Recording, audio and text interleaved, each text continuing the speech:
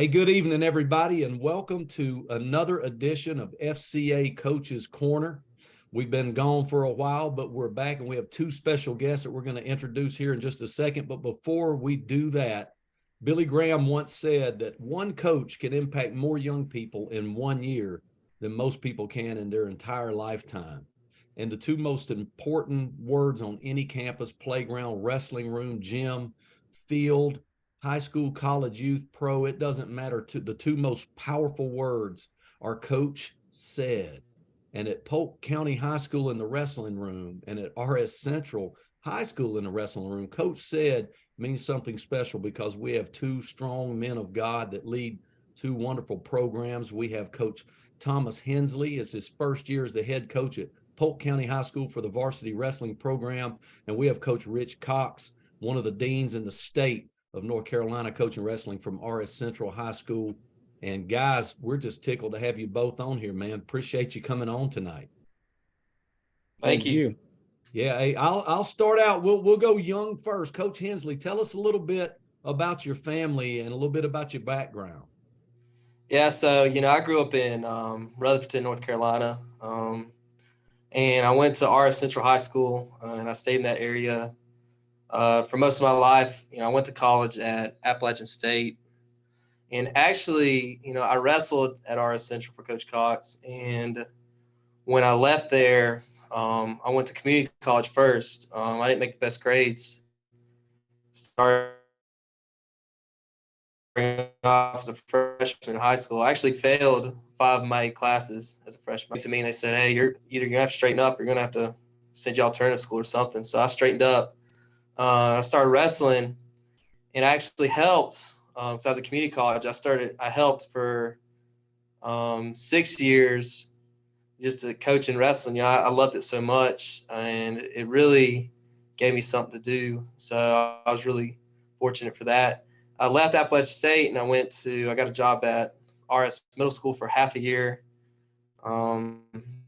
Teaching middle school was not my thing. Many of us have been around middle schoolers. We know that. Okay. Most of us, the people that teach middle school there are a special breed. Okay. I've been a few places across North Carolina. I was at Manual High School for a little bit before COVID. And with the COVID, the quarantine shut down, made me realize I want to be closer to home. So I went to Crest High School and spent just a year there. Really enjoyed teaching there. Okay, and I had the opportunity to come to Polk County High School. And I'm very fortunate now to be the head coach. And this will be my first year here. But this will be my 10th year coaching wrestling. So I'm just excited to keep doing it. Hey, Coach Cox, tell us a little bit about your family and how you got where you are.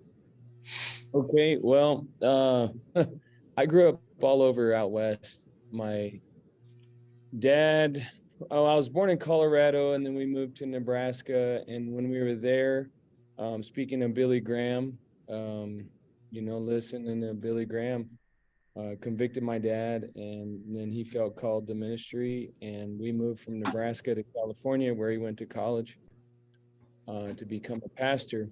And while we were there, when I was 7, that's when I came to Christ in our living room.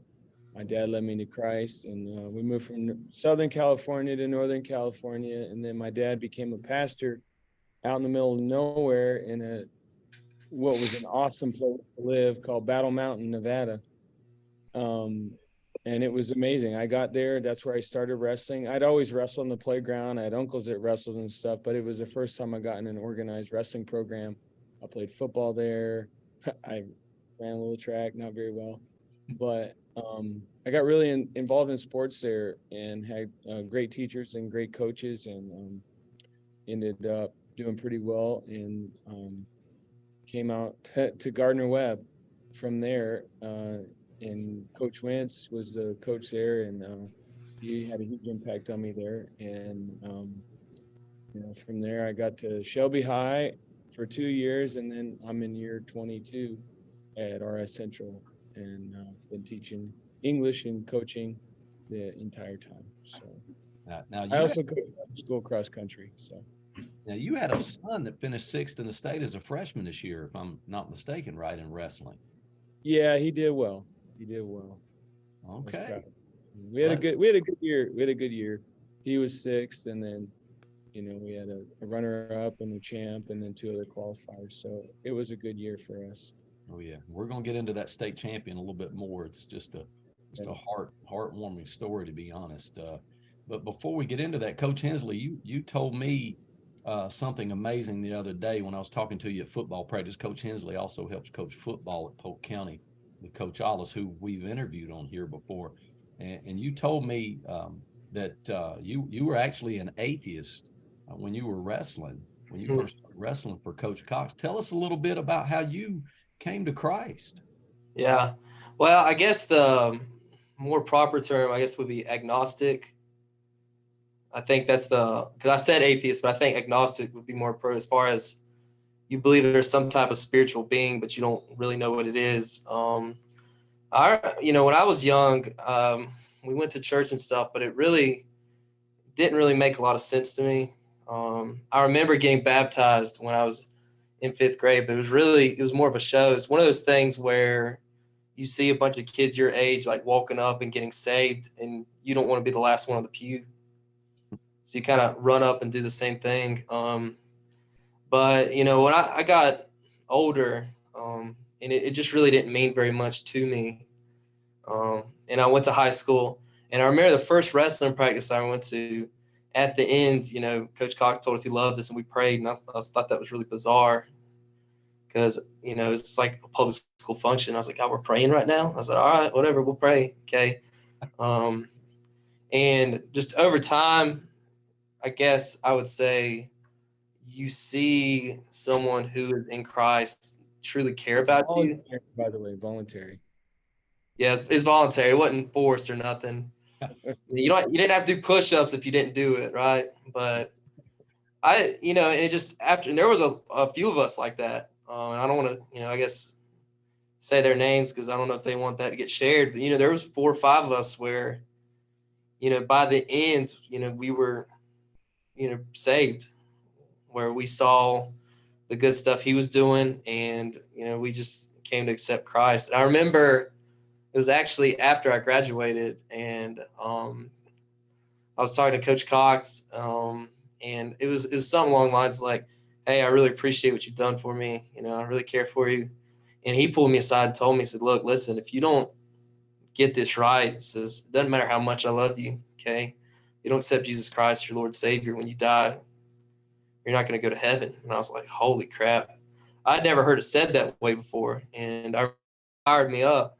And then later, the next day, I see like 15 kids walk around with that on a T-shirt. And I was like, God, I thought I found something special. Okay. But it was still, it was one of those things. That was the same year too. Well, we had 2 state champions, Coach. If you remember, we had Austin Neal at 113 and then Caleb Hines at 220. And that was, that was like one of those things where I guess I don't want to say the Lord did that to save me, but it was one of those things where it's like, I started putting my trust in God, and you start to see, success, because it's no longer so much about wins and losses. It's about, doing your best and glorifying the Lord. So that was big for me. And something I try to remember today with these kids. I try to tell them too.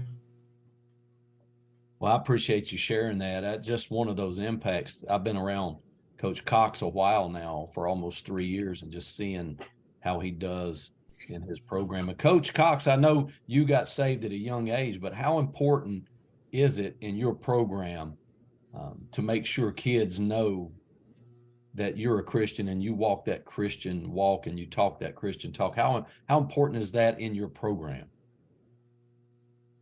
Well, I mean, it's who I am, so I'm not preaching to kids at practice or, anything like that. But when opportunities open and people ask things, I'll answer. And I do give kids an opportunity to pray at the end of practice.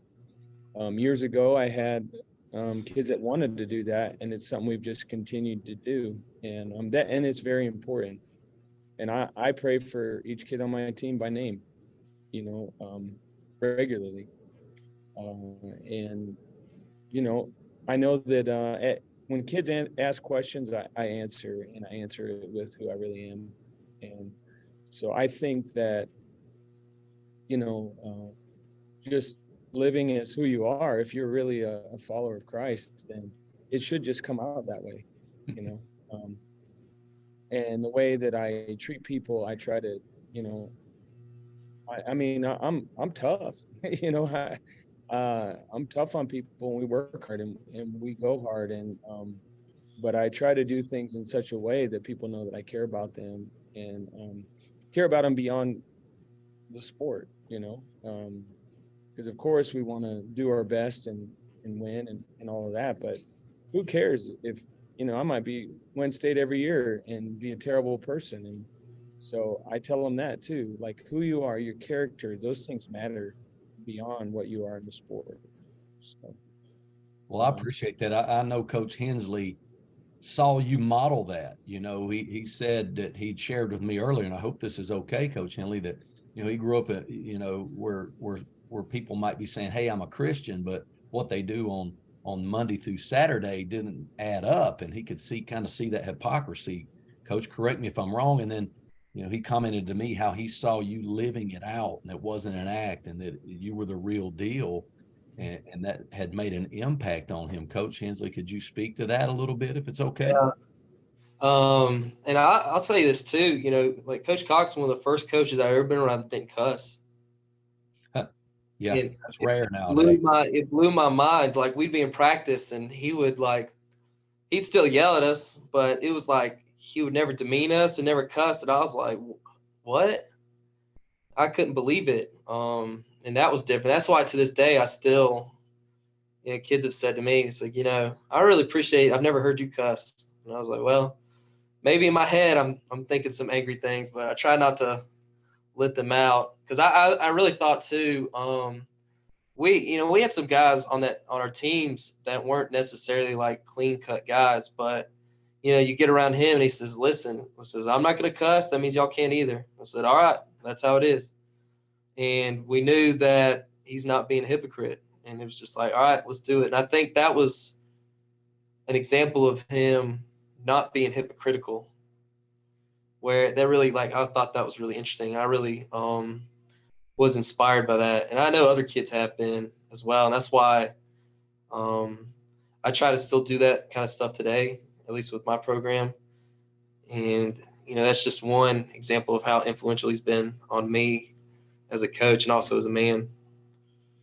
And here's what I love. And I was on the phone this morning with our Central Middle School's wrestling coach, Coach Sneathen, who also Coach Cox has made an impact on. And I love to see that generational impact. I mean, Coach Hensley, if you would have been under someone that was cussing and doing things the wrong way, you could very well be running a program now where that trend continues.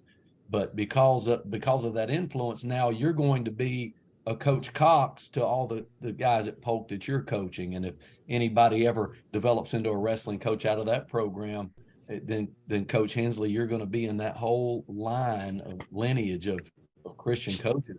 And that, in my opinion, and FCA's opinion, and in the Bible's opinion, that's how you change the world. And Coach Hensley, I want to ask you this question. It's your first year as a head coach at Polk County High School. What are some of the challenges and successes that you're having so far, as you've only had one, 2 or 3 practices now official? And then the second part of that question would be, how is FCA going to play a role in your wrestling program? Okay. Yeah, I'll answer this. I just want to say real quick, if Coach Cox had not been a good man, I was like, there's no way I would even be like where I am today. At that time I saw no value in education. And as funny as now I'm a teacher, and I look back now and I'm like, that kid would be like bugging out. He'd be like, what are you doing? But I've really enjoyed it. Being a head coach is something I've wanted for a while. And, I kind of jumped around a few places looking for that opportunity. I'm really blessed to be here now. This is a place that really values its faculty, not just coaches, but also teachers. It's something I really appreciate. And if you're willing to work hard, they're going to put you to work. one thing I'll say that's been a challenge so far is just like, I guess, being in charge in a way. You know, as an assistant, you can kind of fall back on someone else. Like something's not going up, you better talk to them. That's It's like right. now, so I'm the face. Now, if something's going bad, it's my fault. So I got to correct it. In a way, that's been really refreshing, rewarding because now I think it's like, oh, I could do it the way I want to do it now. But also, that's a challenge in and of itself.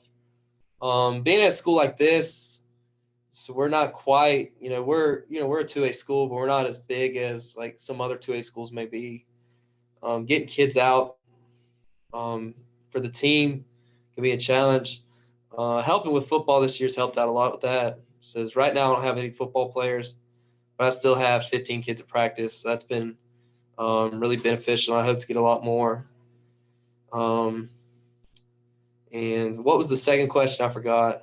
How do you plan on having FCA involved? Like, how do you see that impacting your program? Thank you. Yeah, I see it. I mean, I see it impacting it in a big way. I think sharing the good word with kids is very important. I think living the correct lifestyle is very important. And I see the good work you're doing with the area schools. Being at football, I know you come down there a lot and you would share with kids and you gave them your book. And they were, because I teach a lot of football players and they still tell me they're like, that was the coolest thing ever when Coach Lauder gave me a book. And they've been reading your book every day. The impact that's going to have on these kids, it's a big deal. And I want to see the same thing for these wrestlers. Um, and, that starts too with the huddle meetings on Fridays. I want them there. And, I've been really pushing it, trying to get them there. And we've had a few go so far. So I've been really excited about that. But I think FCA is going to have a big impact on our team this year. Well, I appreciate that. And you talk about stories. One thing that I was privileged, and it was a tragedy, but I was privileged to be able to come in and help, in a very minute fashion with Coach Cox. But Coach Cox, you had a state champion wrestler this year. Tell us a little bit about the story with his father for those that might not have heard it. Well, his father, awesome people. The whole family. They're just amazing, and I loved his dad and his mom and both boys and all that. And but his father was a state trooper, and in a traffic stop was hit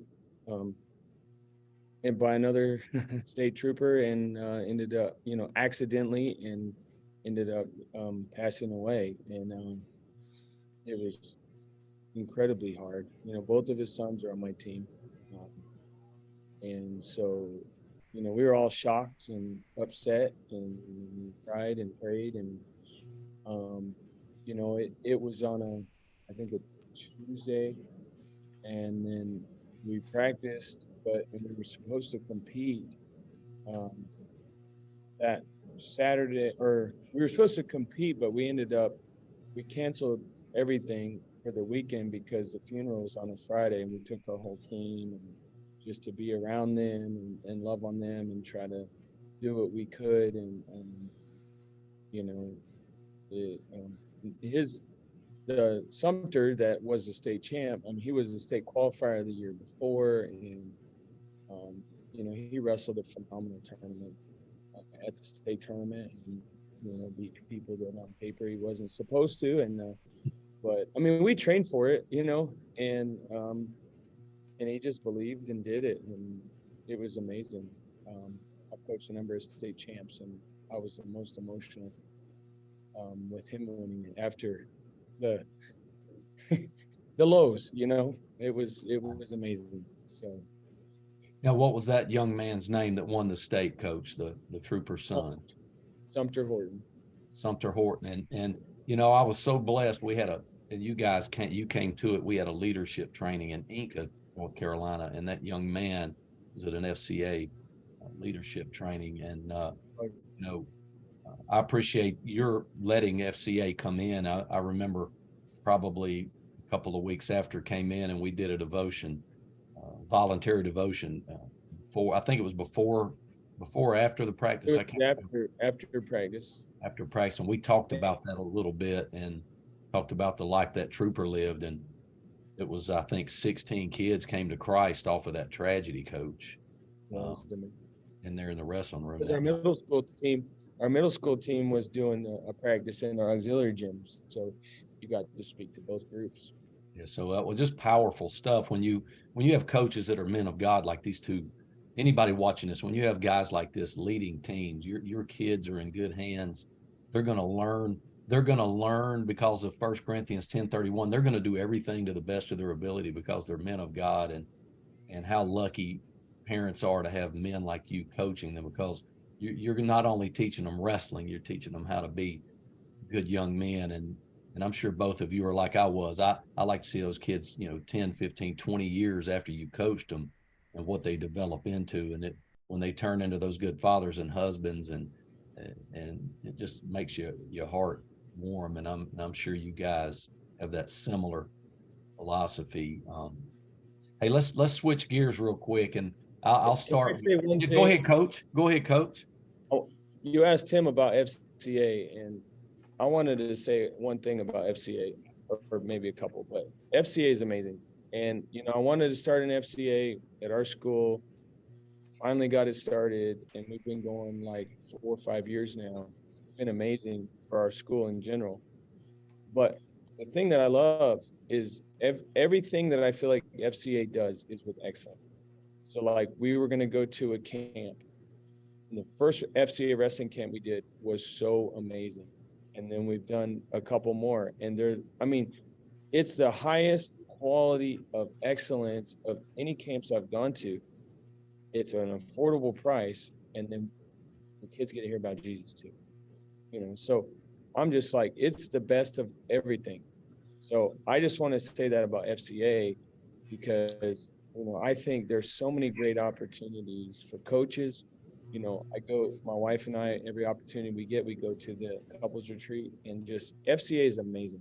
So I just want to put that plug in there and say, I appreciate that. And boy, the feedback we get off the coaches and spouse retreat at the Cove is just unbelievable. And the scholarships that a lot of donors give to send kids to those wrestling camps. I know Coach Schreiner was one of the teachers there, won, I think, 12 state championships in North Carolina as a wrestling coach. Yeah, it's just my middle school coach and his wife went with us this year, and it was really beneficial to me. So I appreciate you plugging that stuff. There's so many things there's so many people that give that don't want to be known, that give to these scholarship funds to send kids and coaches and wives to camps. It's just incredible. And we appreciate that you open up that gym every Friday morning and allow FCA to happen there at RS Central. Well, let me lighten it up a little bit. Greatest wrestling, a couple of your greatest wrestling memories from your career, or even when you wrestled. And I'll start with Coach Hensley first. God, that's pretty. And I'll use. And it was funny is now it's my first year coaching. I'll tell stories to these kids like about a certain technique. I guess just to emphasize like, hey, this works. This is where it worked. I'll tell you one real quick. This is about a guy we know, Caleb Spears. He was a All-American Newberry College, and he actually started wrestling his sophomore year. I guess I'll tell a couple about him, I think. Yeah. So he started his sophomore year like 3 weeks after the season. And I remember at the time I had no clue about stuff like, sometimes you got to be like, if a kid comes out a little bit late, you should try to bring him in if they're going to be, he showed up. I was like, who's this kid? I said, why are you letting him come? I said, season started 17 days ago. And whenever I got smart, I'd call him by his first name. I'd say, Rich, what are you doing? And he would look at me like, shut up. He said, this kid can help us. I think we'll be all right. I said, all right, whatever. And that was one of those practices where we went for like an hour and 30 minutes. Then we went and watched the middle school wrestle to support the middle school kids. And I remember we had practiced, and I talked to him, and I was like, have you ever wrestled before? And he's like, I used to do karate. And people in the wrestling community know this. Everybody and their brother did MMA or karate at some point in their life. So they'll all say that. So I thought he was just like another imposter or something. And he started moving around. I was like, oh, he's got a little something to him. I said, well, how'd you do in karate? He said, and he's got this real country accent. People know him. He said, I was a black belt. I was like, shh. I said, all right. And later on, we actually go to the first tournament, and he has no clue about wrestling. He's just fired up. And that's the one thing about him I'll say. I was like, he would just fire you up. It didn't matter if, like, you were sick, if it was cold, rainy outside. Well, we were wrestling at Huff High School, and he was wrestling a boy from Huff that was pretty good. It was his first ever high school match, and he didn't know the rules yet, so he kept like locking hands and doing stuff like that and giving up stupid points, and he really should have won that match. He'll tell you that to this day. But I remember this kid got set on bottom, and the ref said, bottom man set, and Caleb was back there, and like me and Coach Cox like, come on, you got to get him. He starts going, like, like that, like slapping himself in the face, like slapping his legs, stomping his feet. The ref dropped the whistle out of his mouth because he was just like, and the kid that was set on bottom turned around and looked like he was about to cry. He was like, what is this guy about to do to me? And I'll tell you one more, is just one that always stands out to me, is his senior year. We were wrestling at the Holy Angels Invitational, and that's a big tournament in North Carolina. People in the wrestling community know if you win that tournament, I mean, you're legit, regardless of classification. And I remember he was in the finals against a guy he had never beaten before, from A.L. Brown, and he had been close a couple times. 7 times. Say what? We had lost to him at least 7 times. Yeah, like it was ridiculous. But each, like the first time he wrestled him, I think he got pinned. And then the next time he got teched. And then the next time he lost by 13. And then next time he lost by 7. And the time before that, he lost by 2. So I was like, man, he could get this guy this time. And I remember he gets taken down. And he used to tell me this all the time. It would fire him up. Most people get taken down, and the coach is like, come on, you can do it. I found him, if you tell him he can't do something, he's more likely to do it. So I remember sitting there in the chair like this. He gets taken down, and he's like about to get driven out of bounds on our side. And I just look at him. He looks up at me. And I was like, you just suck. Give up. I said, this guy's going to beat you again. 0-8. And he looked at me and shook his head and then scored an escape and took the guy down right away. And he ended up winning. That guy was so tired at the end, he couldn't even stand up. And he was just walking around flexing. I mean, I've got a bunch of really just great people and stories. Just to think off the top of my head, but those are 2. Just think about Caleb that jump out to me. I mean, I could tell you, like, I remember before the state finals when Caleb Hines was wrestling in it. And I was like, you ready to go? And he's like playing Pokemon on his Game Boy, like 20 minutes before the match. And I'm like, what are you doing? He said, it calms me down. I said, whatever you say. And he went out there cool. I mean, cool as ice. I mean, I was like, all right. I said, whatever you say. And then you get a kid like Austin Neal, who took 2nd at the high school nationals and was a national qualifier at Newberry, 2-time state champ. And his freshman year, he beat the brakes off this kid. He came off the mat crying. You're like, what's wrong with you? He's like, Coach, I got beat. I was like, you won by 12. He's like, oh. He didn't know what he was doing back then. He didn't know, but hey, I mean, just a lot of good stories, and it just proves to me, thinking back, like coaching is the relationships that make the difference. The trophies and stuff, they get to us and people forget about them. And, really 40 years from now, no one's going to care. You could say, oh, well, we won state in 2023, and people in 2063 are going to be like, yeah, that's back in the old days, Grandpa. No one cares anymore. Okay. But you still have those memories of those relationships, and that's what makes it impactful. And that's what makes it meaningful. No doubt. Coach Cox, you got a memory you want to share with the folks on here? He about covered it for me, but no, I mean, what I already shared about Sumter winning this year, we've had a lot of good success, and so I could talk about a bunch of those, but just the emotion involved with him winning, this year against a kid that, you know, in the finals, that kid had pinned a couple different kids that had beat Sumter this year. And then after all the heartache and hard times, and him was really emotionally satisfying, you know, and I loved it for him. You know, when I was in high school, and speaking back to that, you know, my team, we won state my junior year, and my match sealed the deal, my win, you know. And I remember in the third period, my coach looking over at me and just go, ride them out, and we win as a team. You know, I had no idea. I didn't know that I could win the match. They didn't tell me that.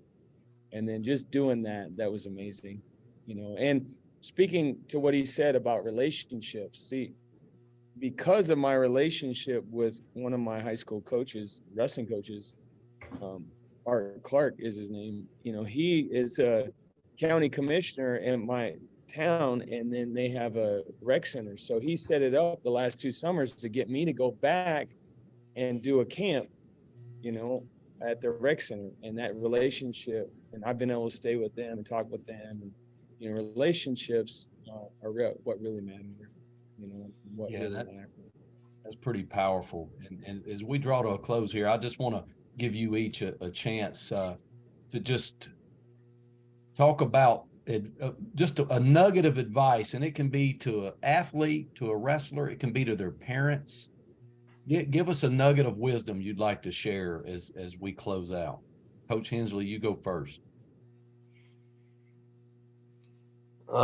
You know, I guess something, and this could be just in general, and I try to tell people this perspective, you know, don't count the days, make the days count. Nice. You know, that talks, you know, you're in practice, okay, it's in life in general. And one thing, you know, when I became a teacher, and before I became a teacher, and people told me, hey, teaching's a really hard job, coaching's a really hard job. And I had no clue until you actually get in there and you're like, God, you're right. Okay. But I just try to remember, you know, make every day count. Try to do your best. Try to improve 1% every day. Try to make those relationships. Try to be a good person. Okay. Because whether you like it or not, if you claim to be a Christian, people are watching you. And if you have one bad day, okay, you could turn someone off forever. So that's something I try to remember, and also something I try to preach to even my wrestlers day at the end of practice. I told them, I said, get 1% better every day and make every day count.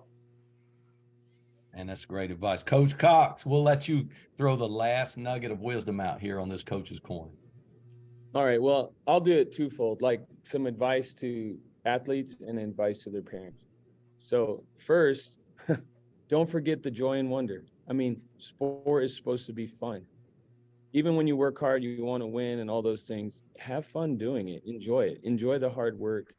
Enjoy the lessons you learn. And then to the parents, just relax. You know, some parents are too crazy, like, about stuff. I mean, like, love your kids, let the coach them.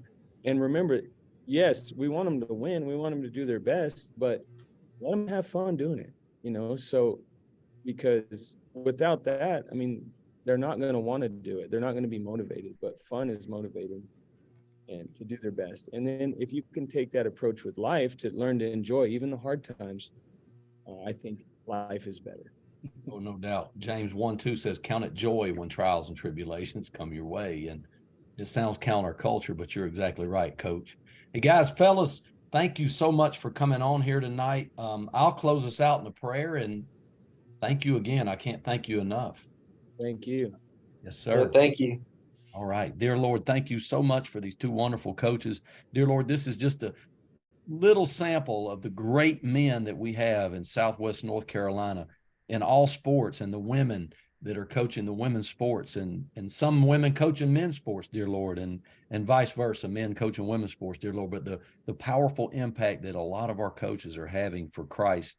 And dear Lord, these two men, thank you for them and what they do and what they mean to those schools and those programs. In Jesus' name I pray, amen. Amen. Fellas, thanks again for coming on here. And thank you. Yeah, thank you for having us. Look forward to being in your mat rooms. Sounds good. Can't wait.